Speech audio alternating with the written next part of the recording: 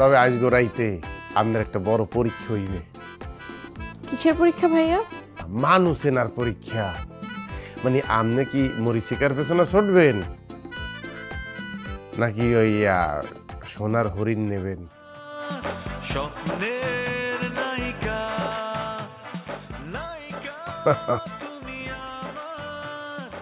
Hello ভাইয়া, কোথায় আপনি? এই তো ম্যাডাম, মুই আইতে আছি। ভাইয়া একটু তাড়াতাড়ি আসুন না। আমি আজকে নিজ হাতে আপনার জন্য সব মজার মজার খাবার রান্না করেছি। ও, ধন্যবাদ ম্যাডাম। ওই মুইও আপনার লইয়া আর কি নীল শাড়ি লই আইতে আছি, আপনার পছন্দ হইবে মন কয়। নীল শাড়ি? নীল শাড়ি কেন? আমার তো অনেক ড্রেস আছে। ওরে ওটা তো মুই জানি, তারপরও নীল শাড়ি আনতেছি কি নীল হলো যাইয়া বিশ্বাসের রং ম্যাডাম। আজ গোড়াইতে মুই আপনার কিছু সত্য কথা কইতে চাই। কি সত্য? কোনো সমস্যা হয়েছে ভাইয়া? ওরে না, সমস্যা হইবে কা, কিন্তু মুই চাই না আপনি চাপের মধ্যে পড়িয়া কোনো কাম করেন। হ্যাঁ নানা মতিন ভাই, আমি তো এমনিতে ঠিক আছি।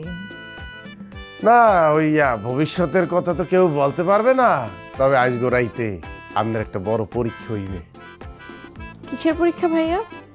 ওরে তেমন কিছু না, মানুষ চেনার পরীক্ষা।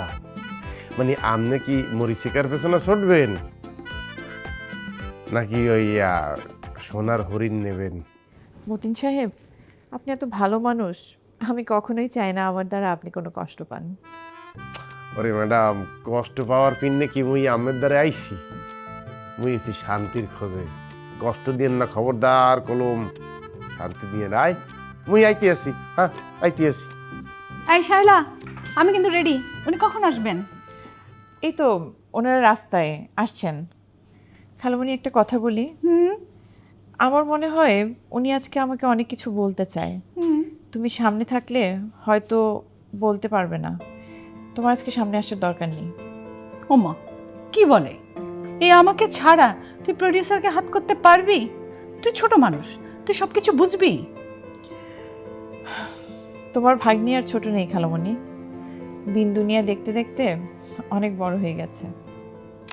যতই বড় হও না কেন, প্রডিউসারের চাইতে বড় হওয়া যাবে না।